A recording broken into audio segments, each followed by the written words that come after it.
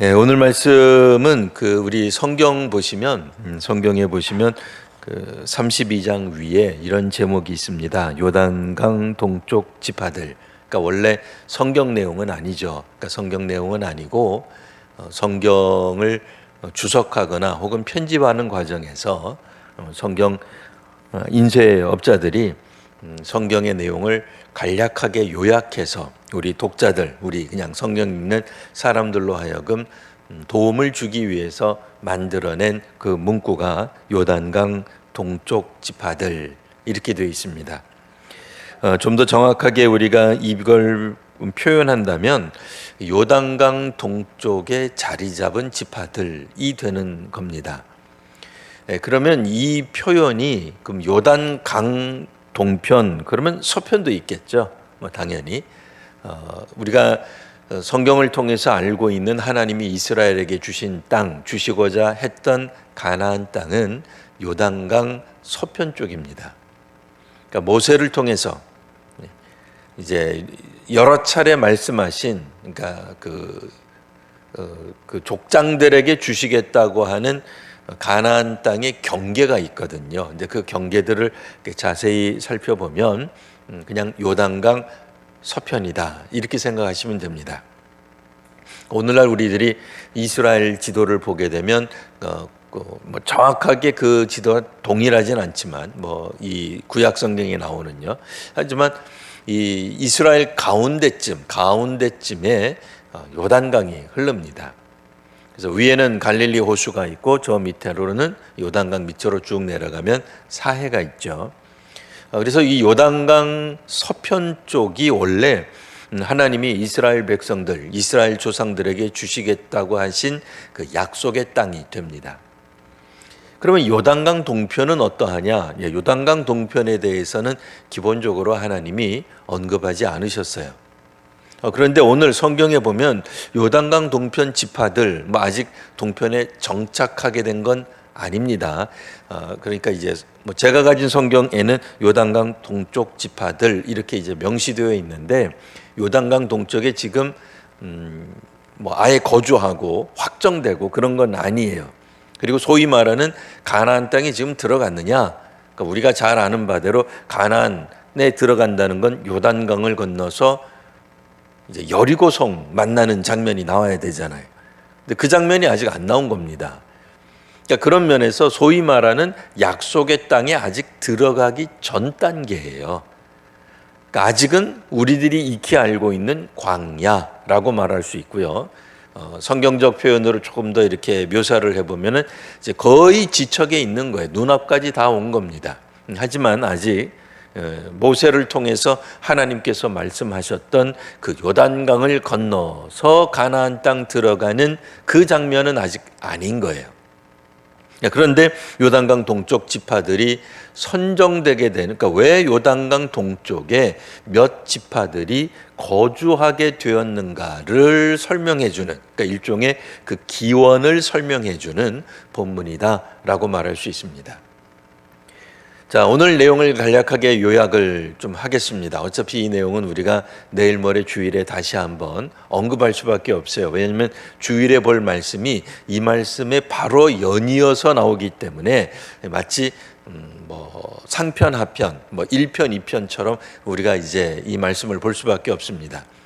자, 이제 오늘 이 32장 말씀을 볼 때 그 주제가 되는 것 중에 하나가 1절입니다. 1절 보시면 루벤 자손과 갓 자손, 일단은 두 지파 이름이 나옵니다. 루벤 자손과 갓 자손, 그러니까 루벤 지파와 갓 지파는 심이 많은 가축대를 가지게 되었다 이렇게 나옵니다.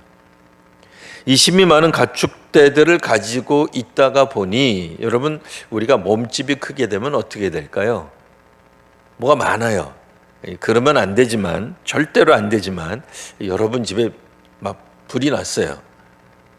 근데 보물이 딱 하나 있어요. 그럼 어떻게 하면 돼요? 보물 하나만 챙겨오면 돼요. 근데 세상에 보물이 많아요. 사실은 보물이 많은 게 좋은 거긴 합니다만 보물이 너무 많아요. 너무 많으면 어떻게 되겠어요? 못 갖고 나와요. 힘들어요. 우리가 무슨 역시 그러면 안 됩니다만 피난 갈 일이 생겼습니다. 그래서 뭐 리어카 같은 데다가 뭐 짐을 뭐 싸야 돼요. 뭐 아니면 차에다가 짐을 싸야 돼요. 뭐 외국 갈 것 같으면 뭐 여행용 캐리어에 짐을 싸서 넣어서 가야 되는데 몇 개 없다. 그러면 여행용 그 가방에 넣어서 갈 수가 있죠. 근데 너무 많은 뭐 버화가 있고 재물이 있고 뭐 이렇게 되면은 다 가지고 갈 수가 없어요. 그럼 무슨 생각하겠어요? 좀 가지 말고 좀 가까운 데 갔으면 하는 생각이 들 수밖에 없습니다. 뭐 그냥 우리가 좀 더 이렇게 잘 포장해서 말을 한다면 해외여행을 가려면 짐이 단촐을 해야 돼요. 멀리 가면 갈수록 짐이 단촐해야지 그렇지 않으면 멀리 갈 수가 없어요. 르우벤 자손과 갓 자손이 오늘 1절의 말씀에 따르면 이 많은 가축대를 가지게 되었습니다. 부유해졌어요. 풍성해졌어요. 부자가 됐습니다. 자, 그러니 요단강을 건너서 아직 하나님이 약속하신 그 땅에 가기 위해서는 요단강을 건너서 가야 되는데 멀어요. 아직도 멀었어요. 그러니까 무슨 생각하겠어요? 이거 조금 안 가면 안 될까 하는 생각이 드는 거죠. 그래서 그들이 꾀를 냅니다. 어떻게 꾀를 내요? 자, 길르앗 땅을 보니 야살 땅과 길르앗 땅을 본즉, 야살 땅과 길르앗 땅은 갑자기 튀어나옴, 이제 읽으면 좀 어렵겠습니다만 민수기를 쭉 읽어왔으면 어떻게 돼요? 바로 1절에, 그러니까 31장 혹은 그 앞장에서 이스라엘이 모압 혹은 이제 여기서 나오는 거는 이제 우리가 이제 모압 땅하고 이제 싸우게 되잖아요. 이제 싸우게 되는데 이 싸우면서 그들을 이기게 되거든요. 이기면서 그들이 가지고 있었던 뭐 이런 가축들, 뭐 재물들 이런 것들을 이스라엘이 이제 가지게 됩니다. 이제 갑자기 부자가 된 거죠. 전쟁을 통해서 승리했고 승리하고 나서 전리품들을 얻다가 보니까 이들이 부유해진 겁니다. 그래서 그들이 야살 땅과 길르앗 땅, 그러니까 조금 전에 그들이 점령했던 땅들을 말을 합니다. 그걸 보면서 무슨 생각을 하냐면 2절에 보시면 갓 자손 르우벤 자손이 와서 모세와 제사장 엘르아살과 회중 지휘관들에게 말합니다. 3절 아다롯부터 해서 쭉 여러 명칭들이 나오고요. 4절 여호와께서 이스라엘 회중 앞에서 쳐서 멸하신 땅은 목축할 만한 땅입니다. 갑자기 하나님을 칭찬하는 듯한 표현을 하죠. 여호와께서 이스라엘 회중 앞에서 쳐서 멸하신 땅은 목축할 만한 장소입니다. 목축하기에 제격인 곳입니다. 게다가 당신의 종이라고, 그러니까 모세와 여러 이제 그 지휘관들 앞에서 말을 했기 때문에 자신들을 낮춰서 한 표현입니다. 당신의 종들에게는 가축이 있습니다. 가로 열고 가로 닫고 많은 가축이 있습니다. 이렇게 얘기를 하는 거예요. 그러니까 자기네들이 가축이 많기 때문에 일전에 우리들이 이 모압과 미디안과 싸워서 이쪽 땅을 많이 이제 차지하게 됐어요.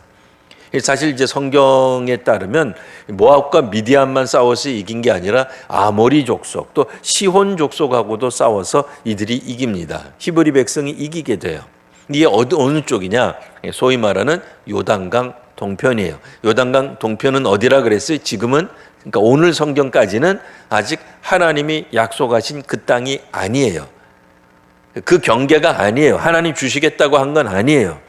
근데 이스라엘 사람들이 요단강을 부득이 건너가야, 서편으로 가야 그 땅에 있는 이제 가나안 족속하고 싸워서 거기서 정착하려고 하는데, 소위 말하는 아모리 사람들, 시온 왕, 모압 왕, 혹은 이제 뭐 총칭해가지고 미디안 그 지역에 있는 사람들이 어떻게 했어요? 이스라엘을 어떤 부족은, 어떤 종족, 어떤 나라는 통과시켜줬지만, 뭐 모압이라든지 일부 그 미디안, 그러니까 아직 가나안 족속은 아니니까 명실상부 우리들이 아는 그 가나안은 아니에요. 이스라엘이 싸워서 쟁취해야 되는 그 가나안 아니에요. 그러니까 소위 말하는 가나안 이웃 나라라고 말할 수 있는 그 몇몇 나라들 중 다는 아니지만 몇몇 나라가 이스라엘을 적대해요. 그러니까 부득이 뭐 이스라엘이 싸울 수밖에 없어요. 왜요? 그냥 그들은 가만히 하나님의 뜻을 기다리고 있는데 뭐 갑자기 뭐 기습을 하거나 공격을 하거나 뭐 이런 방식으로 이스라엘을 침공해 왔기 때문에 이스라엘은 어쩔 수 없이 두려운 가운데 하나님께 간구해서 그들과 싸워서 그들을 이기게 되는 그런 이제 바로 전 역사가 있습니다. 게다가 우리 사실은 지금 32장 읽고 있습니다만 32장 바로 앞에는 어떤 일이 있었어요? 모압과 미디안 여인들이 바알 제사에 이스라엘 남자들을 초대합니다. 근데 이제 문제는 고대 이 신앙, 고대 종교 중에는 성적으로 굉장히 타락한 종교들이 있었어요. 이게 문란한 거예요. 그래서 그들의 신 바알을 즐겁게 한다는 명목으로 소위 말하는 성소에서, 성전에서, 그들의 성전이죠, 바알 신전에서 아주 그 성적인 타락한 행위들을 하는 게 보편적이었다 말입니다. 그러니까 이 이스라엘 남자들이 여기에 혹하고 빠져버려요. 그러니까 외국인하고 결혼하는 것을 성경이 금지하지 않습니다. 그렇게 이야기한다 그러면 모세의 부인도 외국인에 해당하는 거죠. 네. 그러니까 그런 측면에서 보면은 도무지 외국인이 안 되는 게 어디 있어요? 예수님의 족보에도 보면 외국인이 나옵니다. 심지어는 오늘 우리가 읽은 성경 가운데서도 외국 사람, 그러니까 성경적 표현으로는 이방인이 나와요. 그 대표적인 인물이 갈렙도 사실은 이방인이에요. 그게 나온단 말입니다. 그러니까 이방인이 하나님의 백성으로 유입되거나 혹은 유대인, 그러니까 이스라엘 사람들, 히브리 사람들이 이방인 여인하고 혼인하는 것 자체가 문제가 되지는 않아요. 근데 문제는 뭐겠어요? 모압의 신을 섬긴 거죠. 바알 신을 섬긴 거예요. 그래서 결국에는 이 미디안 땅에서 이스라엘 사람들이 하나님의 진노를 받게 됩니다. 그래서 그것을 이제 이들이 회복하기 위해서 하나님이 다시 한번 전쟁하도록 설명하신 거죠. 이제 촉구하신 겁니다. 그래서 각 지파마다 12지파니까 지파마다 1000명씩 각출을 해요. 1000명씩 선발을 합니다. 그래서 뭐 12지파니까요. 12,000명이 모여가지고는 미디안 족속하고 싸웠는데 미디안 족속하고 싸워서 이겨요. 굉장히 사실은 당황스러운 얘기죠. 왜냐하면 미디안 족속의 여인들, 임신이 가능한 가임기 여성들만 하더라도 몇만 명이에요. 그러면 미디안 남자들은 훨씬 많았다는 얘기거든요, 군사력이. 그런데도 12,000명 가지고 이겨요. 그러니까 사실 이거는 어떻게 보면은 불가능한 얘기죠. 그러니까 오늘날 같으면은 뭐 현대전 같으면은 이제 무기의 성능에 뭐 중요한 것들이 있겠습니다만 고대 전쟁은 이 군사의 수가 이게 절대적인 거예요. 뭐 특별히 뭐 무기가 아주 월등하지 않고서는 저쪽 병력하고 우리 병력하고 뭐 엇비슷하면은 뭐 양쪽 이제 뭐 양패구상, 그래서 양쪽이 뭐 다 망할 수도 있고 죽을 수도 있지만 압도적으로 많아야 이기는 건데 12,000명 이스라엘 군대가 나가가지고 단 한 명도 죽지 않습니다. 그리고 미디안 그 모압 지역에 있는 그 모든 재물들 심지어는 사람들까지 다 포로로 잡는 역대 놀라운 전무후무한 승전을 거두게 돼요. 그래서 루벤 자손과 갓 자손이 갑자기 부자가 된 거예요. 오늘 1절에 부자가 됐다고 나왔잖아요. 그러니까 사실은 이분들이 열심히 노력해서 애써서 부자가 된 게 아니에요. 실제로는 그들의 먼저 앞선 시간을 약간 앞으로 돌리면 모압에서 바알 신을 섬긴 거예요. 누가? 이스라엘 사람들이. 가나안 땅을 바로 눈앞에 두고도, 하나님이 약속하신 그 땅을 두고도 엉뚱한 일을 했기 때문에 하나님의 진노를 받아 그것을 회복하는 과정에서 미디안 그리고 모압 족속과 싸웠는데 하나님이 대승을 거두게 하시는 겁니다. 그래서 이분들이 갑자기 부자가 된 거예요. 그러니까 사실은 멀리 여행하게 될 때는 어떻게 돼요? 짐이 단촐해야 돼요. 가벼웠어요. 근데 이번 바로 직전 전쟁으로 말미암아 이들이 부자가 됐어요. 거느린 게 많아요. 그러니까 무슨 생각이 들어요? 꾀가 나는 거예요. 여기서 우리 한 가지 생각해 볼 게 있습니다. 사실 하나님이 우리 성도님들에게 복을 주셔서 부욕케 하시기를 사실 바랍니다. 근데 문제는 뭐예요? 이게 부욕케 된다고 해서 반드시 좋은 게 아니라는 거예요. 물론 우리는 가난보다는 부유한 게 좋죠. 너무 찢어지게 가난하고 너무 힘들고 뭐 보릿고기, 뭐 눈만 뜨면 보릿고기다. 이거 살 수 있겠습니까? 오늘날 젊은이들이 이제 지금은 뭐 그런 소리 뭐 별로 잘 안 합니다. 뭐 헬조선이다. 청년들이 일자리를 못 얻는다. 뭐 이게 나라냐? 사실 이거 심각한 거잖아요. 그거 좋은 거 아니에요. 경제가 성장하는 게 좋은 거지. 그렇잖아요. 물론 뭐 경제 성장 뒤에 뭐 숨겨져 있는 뭐 노동 착취나 뭐 그런 여러 가지 무슨 테마들이 있겠으나 너무 사악하지 않는다고 한다면 기본적으로는 GDP나 GNP가 올라가는 게 좋은 거지. 못 사는 게 좋은 거예요? 다 같이 못 사는 게 좋은 거예요? 아니에요. 다 같이 잘 살고, 물론 처음에는 누군가만 특별히 뭐 잘 살지 어떨지 몰라지만 궁극적으로는 다 같이 잘 사는 게 좋은 거예요. 근데 문제는 뭐예요? 오늘 성경에 따르면 이스라엘이 갑자기 부유해졌어요. 전 지파가 다 부유해졌어요. 근데 문제는 뭐예요? 부유해지자 어떤 지파는, 오늘은 이제 자손이라고 나와 있습니다만, 뭐 르우벤 자손과 갓 지파는 사악한 마음이 든 거예요.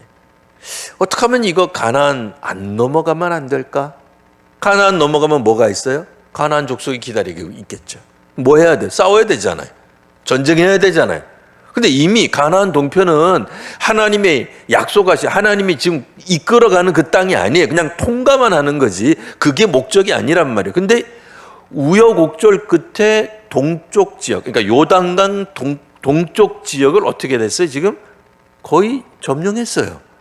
원래 이스라엘은 그런 의도는 아니었다 그랬어요. 그러려고 했던 건 아닌데 어떻게 하다가 보니까 동쪽 편을 거의 점령해 버린 거예요. 그러니까 더 이상 싸울 일이 없어요. 그러니까 이 편한 데를 놔두고 왜 굳이 건너가겠는가 하는 생각이 들자 이분들은 뭘 핑계를 대요? 우리가 부요해졌습니다. 우리가 부강해졌습니다. 우리가 자손을, 재물을, 사람들을, 노예를 많이 거느리게 됐습니다. 그러니 우리는 여기 있겠습니다. 라고 말을 한 거예요. 그게 이제 5절에 나옵니다. 5절 보시면 이 땅을 당신의 이 땅은 요단 동편입니다. 이 땅을 당신의 종들에게 그들의 소유로 주시고, 뭐 이렇게 얘기를 했습니다. 뭐 그들 완전히 제3자 다른 사람처럼 말을 했지만 이건 사실은 자기를 말하는 거예요. 저희들에게 주시고 우리에게 요단강을 건너지 않게 하소서. 이게 이들의 궁극적인 목적이었다고 얘기해요. 그런데도 이야기할 때는 뭐라고 얘기해요? 4절, 여호와께서 이스라엘 회중 앞에서 쳐서 멸하신 땅은, 여호와께서 멸하신 땅은 하고 하나님을 높이는 듯한 말을 하고 있어요. 그래서 사실 하나님이 그 땅을 치신 이유는 뭐예요? 물론 다 그런 건 아니에요. 뭐 아모리 족속이라든지 시온 족속이 공격할 때는 그들이 임의로 공격을 해서 어쩔 수 없이 전쟁한 거지만 모압과 미디안은 아니라니까요. 그러니까 적어도 이들이 부요하게 된, 그러니까 정작 부자가 된 계기가 된 모압과 미디안과의 전쟁은 사실은 이스라엘이 범죄했기 때문이에요. 우상 숭배했기 때문이에요. 그래서 그들이 그 상태로는 도저히 가나안 땅에 들어갈 수 없기 때문에 하나님이 모압과 미디안에 대하여 징계를 하시도록 한 거거든요. 그런데 이들은, 그러니까 이 구절, 그러니까 우리가 앞에 구절을 안 읽고 요 4절만 딱 읽으면 어떻게 생각이 돼요? 야, 르우벤 자손과 갓 자손이 되게 믿음이 좋구나, 신실하구나. 이들은 전쟁은 하나님께 속한 것으로 알고 있구나. 왜 우리가 복음성가 부를 때도 전쟁은 하나님께 속하였느니 얼마나 은혜를 받아요, 우리가 그 찬송 부르면서. 근데 마치 그렇게 말하는 것 같잖아요. 근데 그게 아니에요. 그러니까 우리가 성경을 읽을 때 그래서 어떻게 읽어야 돼요? 처음부터 끝까지 읽으셔야 돼요. 힘들어도. 물론 급하면 뭐 이렇게 뚝 잘라서 읽을 수밖에 없어요. 근데 잘못 읽을 수가 있어요. 그러니까 오늘 같은 경우에는 르우벤 지파, 갓 지파, 그리고 오늘은 당장은 안 나왔지만 므낫세 반 지파 반이라고 하는 건 이름이 아닙니다. 절반이라는 뜻이에요. 므낫세 지파의 절반 정도. 그래서 사실은 두 지파하고도 반인데 그냥 우리는 총칭 세 지파라고 얘기를 합니다. 좀 말이 이상하잖아요. 두 지파 반. 좀 이상하니까 그냥 세 지파. 그러니까 혹시라도 다른 교회 가셔서 설교 들으실 때 어떤 목사님이 세 지파 그래도 맞는 거고요. 또 어떤 목사님은 또 두 지파 반 굳이 또 그렇게 그것도 맞는 말입니다. 뭐 어쨌든 갓 지파, 루벤 지파, 그다음에 므낫세 반 지파. 므낫세 반이 뭐라고요? 이름이 원래가 아니라 므낫세의 절반 되는 지파 이렇게 이야기하시면 되겠고요. 자, 어쨌든 이 세 지파가 여기에 남게 된 이유는 결국 그들이 부요해졌기 때문이다 라는 얘기입니다. 그러나 이 부요의 실체는 물론 하나님이 부요케 하신 거예요. 근데 실체는 뭐예요? 실체는 그들의 부끄러운 과거, 하나님 앞에 순종하지 못했던 어떤 그런 모습들. 근데 문제는 이 순종하지 않았던 모습들로 인해 부자가 되면 하나님의 뜻을 실천하기보다는 눈앞에 보이는 좋은 것을 추구한단 말이에요. 편한 게 좋은 거예요. 이제 더 전쟁 안 해도 이 좋은 땅이 있는, 그러니까 얼마나 아깝겠어. 이미 다 쓸어버렸다니까. 모압하고 미디안은 완전히 초토화된 거, 아니 뭐 그 땅이 초토화됐다는 게 아니라 그 적들이 다 이제 사라진 거예요. 이제 완전히 그냥 여기 그냥 눌러 있기만 하면 되는 거예요. 뭐 약간 좀 수리 좀 하고 밭 일구면 그냥 이거 다 우리 땅이 되는데 이 좋은 땅을 내버려 두고 갈 생각하니 막막한 거예요. 그러자 모세가 이야기를 합니다. 8절 보시면 너희 조상들도 내가 가데스 바네아에서 그 땅을 보냈을 때 그리했다. 뭐예요? 하나님께 순종하지 않았다 그 얘기예요. 너희가 이 땅에 남아있게 되면, 너희가 6절에도 나오죠. 너희는 여기 앉아 있고자 하느냐? 7절 너희가 어찌하여 이스라엘 자손에게 낙심하게 하느냐? 남아있는 사람들은 좋을지 몰라요. 하지만 그렇게 함으로써 나머지 9지파는 어떻게 되겠어요? 그럼 우리도 가기 싫습니다. 우리도 전쟁하기 싫습니다. 우리도 부자입니다. 우리도 풍성해졌습니다. 우리가 보건대 이쪽 요단 동편도 충분합니다 라고 말할 수 있지 않겠는가. 결국 그 얘기는 뭐가 돼요? 그 땅을 보내라고 보냈을 때에 하나님 주신 땅으로 건너갈 수 없게 만드는 거예요. 세 지파가 자신들의 욕심 때문에 우리는 안 가겠습니다. 하나님 그쪽으로 가라라고 명령하신 거예요. 이미 오래전부터 하나님의 계획이에요. 처음에 출발할 때는 어떻게 출발해요? 예, 하나님 순종하겠습니다 해놓고는 정작 가게 되려고 그러니까 고민이 많은 거예요. 싸워야 되잖아요. 힘들어요. 피곤해요. 더 가야 돼요. 힘들잖아요. 그러니까 이들이 생각해낸 게 우리는 그냥 여기 있겠습니다. 근데 그 태도가 결국엔 다른 사람들, 다른 지파들에게 악영향을 끼친다 그 얘기예요. 그게 언제 있었느냐? 40년 전에 가데스 바네아. 가데스 바네아는 최초로 모세가 자 이제 요단강 근처에 왔습니다. 여러분 건너갑시다. 그럴 때 이들이 어떻게 해요? 못 건너간다 그래요 처음에. 근데 민수기를 읽으면 마치 하나님이 허락하셔서 이들이 정탐을 시작한 것처럼 묘사되어 있어요. 그래서 어떤 분들은 맨 앞쪽 민수기 앞부분을 읽으시고는 봐라 하나님이 이거는 정탐하라고 허락하신 거 아니냐. 가나안 땅 40일 동안 쭉 둘러보고 오는 소위 말하는 가나안 정탐 현지 사역은 하나님이 허락하신 하나님이 하라고 하신 사역이다. 이렇게 이제 보는 분도 있는데 그렇게 보는 것도 아주 틀리진 않아요. 하지만 오늘 구절 보시면 어떻게 돼요? 7절 여호와께서 그들에게 주신 땅으로 건너갈 수 없게 하느냐. 자 9절 그들이 에스겔 골짜기에 올라가 그 땅을 보고 결국은 어떻게 했어요? 이스라엘 자손을 낙심하게 해서 여호와께서 그들에게 주신 땅으로 갈 수 없게 하였다. 모세는 부정적인 평가를 내려요. 그러니까 결코 하나님이 기쁜 마음으로 허락한 것도 아니에요. 모세도 다른 성경, 민수기에도 그렇지만 처음부터 허락한 게 아니에요. 화를 냈어요. 왜 하나님이 가라고 한 그 땅을 너희들이 안 가느냐라고 분노했죠. 질책했죠. 근데 안 들어요. 이스라엘 사람들이. 그래서 대표 12명을 보냈는데 그때 12절 그러나 그나스 사람 여분네 아들 갈렙과 눈의 아들 여호수아는 여호와를 온전히 따랐느니라.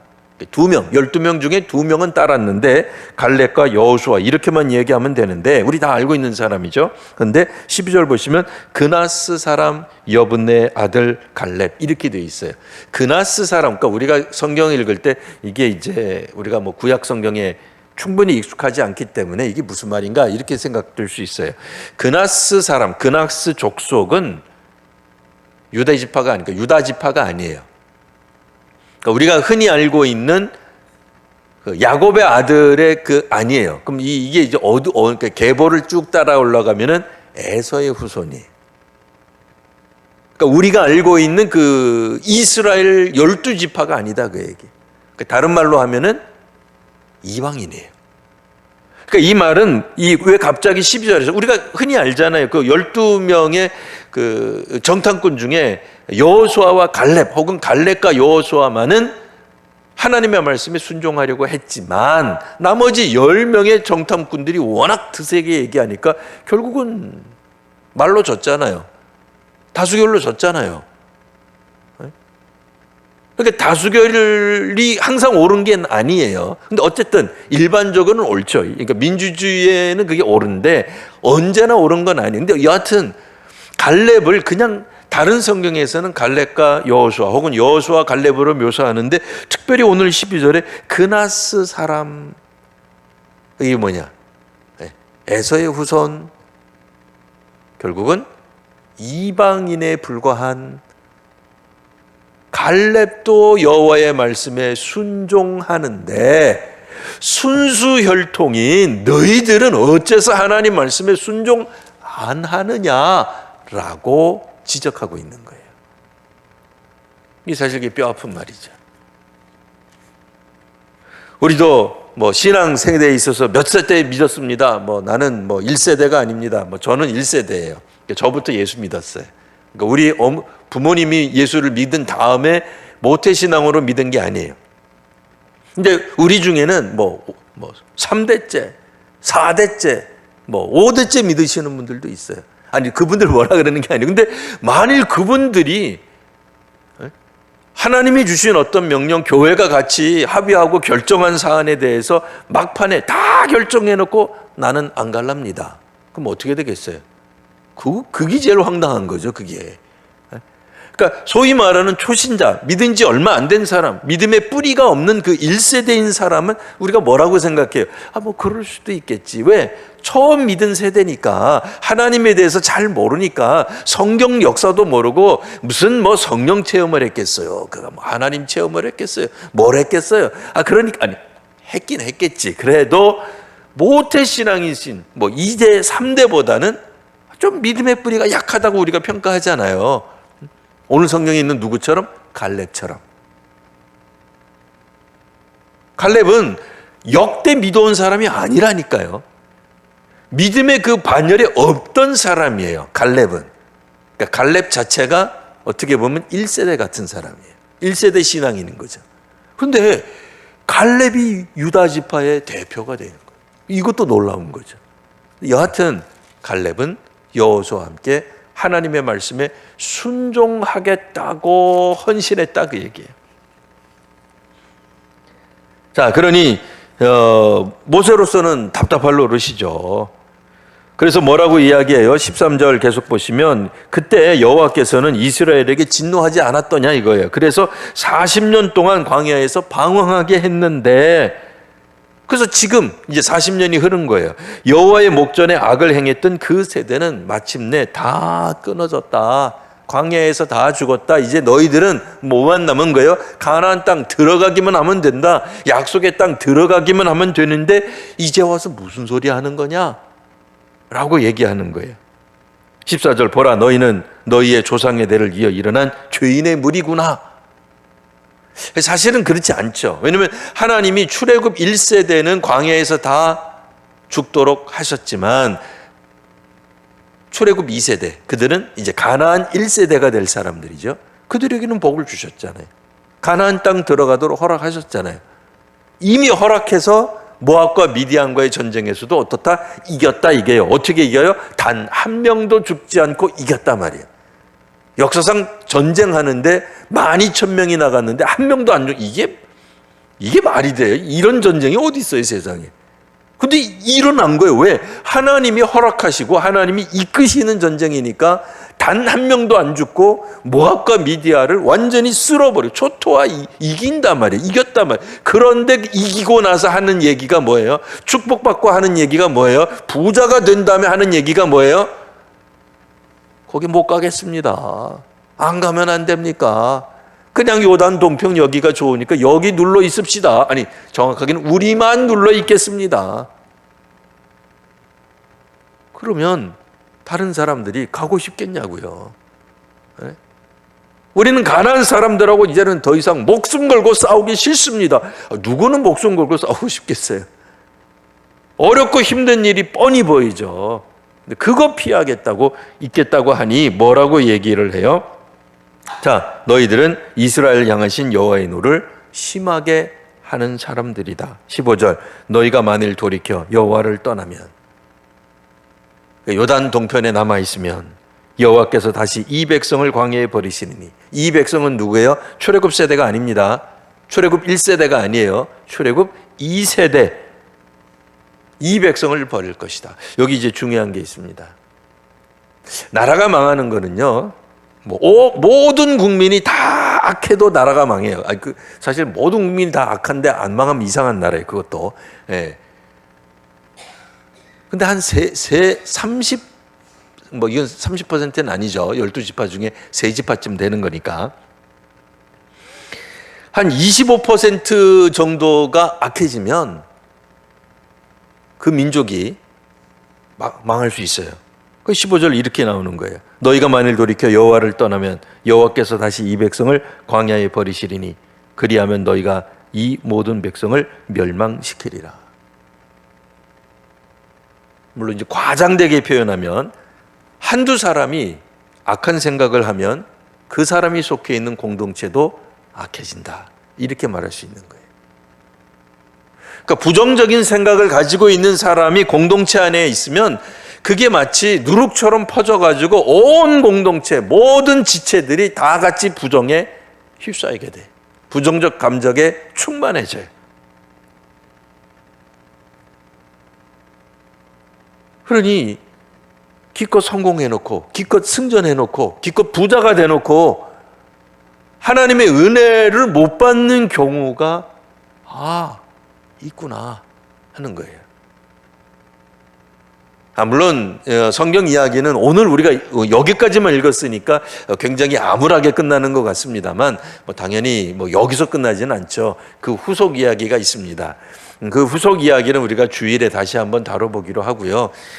오늘 우리가 생각해 볼 수 있는 말씀은 우리가 풍요로워지고 부자가 되고 소위 말하는 기도의 응답이 막 일어나고 은혜가 충만해지고 이 땅 위에서 축복을 많이 받는 것만이 과연 하나님 기뻐하실까? 그렇지 않다는 거죠. 오히려 부유해질 때, 풍요로워질 때, 역사가 일어날 때 하나님이 우리들에게 복을 주시고 전쟁에서 이기게 하시고 없던 재물이 더욱더 많아졌을 때에 겸손해야 되겠다 하는 생각을 해봅니다. 어떤 측면에서 보면 우리가 가난을 찬미하는 게 아닙니다. 가난해지자는 얘기는 결코 아니고 아파야 된다는 얘기 아니에요. 근데 우리 기억컨대 병상에 있을 때 우리 사실 신앙이 뜨거워지지 않아요? 그러니까 아프자는 얘기는 아니에요. 절대로 아닙니다. 오해하시면 안 됩니다. 우리 앞에 막 어려운 문제가 생기면 막 우리의 신앙이 점점 고양되잖아요. 하나님 이번 위기만 넘기게 해주시면 제가 이것도 하겠습니다. 저것도 하겠습니다. 도와주십시오. 하나님 지금까지 우리를 여기까지 인도하신 주님 여기서 포기하시면 어쩝니까? 하면서 막 어떨 때는 막 하나님도 설득해요. 막 우리가 사실 그렇게 기도하면 안 되는데 막 하나님 막 설득하고 심한경우에는 하나님한테 윽박 지르는 분들도 있잖아요. 나 자꾸 이러면 막 하나님 안 믿을랍니다라고 하나님한테 그러니까 이제 엄포죠. 진짜로 그렇게 하겠다는 게 아니라 간절한 표현을 하는 건데 그렇게라도 하는 뭐가 있단 말이에요. 근데 문제는 뭐예요? 하나님 응답해 주셨어요. 아픈 걸 낫게 해주셨어요. 병을 고쳐주셨어요. 뭐 예를 들어서 우리의 자식이 우리의 자녀들이 혹은 남편이 하나님 앞으로 돌아오게 하나님 역사해 주셨어요. 그리고 나서는 평안해지고 부요해지고 행복해지면 엉뚱한 생각이 들 때가 있더라 그 얘기. 혹 잘못 들으셔서 부자는 다 악하다 그렇게 듣지 마십시오. 그런 뜻이 아닌 거 분명히 아시죠? 우리가 평안해지면 다 타락한다 그런 뜻 아닌 거 아시죠? 그런 얘기는 아닙니다. 근데 이제 문제는 뭐예요? 하나님이 역사하시고 분명히 도움을 주셨는데 그 도움을 받고서도 우리가 엉뚱하게 눈앞의 부요함, 평안함, 편안함을 추구하게 되면 우리 때문에 우리의 지체, 우리의 공동체, 우리의 가족들이 혹 하나님의 은혜에 그 땅에 들어가지 못할 수도 있다라는 얘기입니다. 그런 의미에서 우리는 하나님 나라 들어가는 그날까지 우리 자신을 잘 살펴야 됩니다. 긴장의 끈을 놓아서는 안 됩니다. 하나님을 경외해야 합니다. 가난했든 부자든 우리가 몸이 아팠든 우리 몸이 건강하든 하나님이 우리의 앞길을 막는 것 같은 고난의 위기의 순간에도 혹은 하나님이 우리와 함께 하셔서 모든 것이 다 응답받고 있다는 그 순간에도 너무 절망하지도 또 반대로 너무 우리 위주로 살아가서는 안 되겠다라는 생각을 해봅니다. 오늘 하나님 앞에서 다시 한번 우리의 믿음을, 우리의 헌신을 다시 한번 확인하는 시간이 되시기를 바랍니다. 기도하겠습니다. 하나님, 믿음으로 살아가는 주의 자녀들에게 은혜를 더하여 주옵소서. 그래서 주께서 저희들에게 은혜를 베푸실 때 다시 한번 하나님께 감사하며 나아가는 저희가 되게 하여 주옵소서.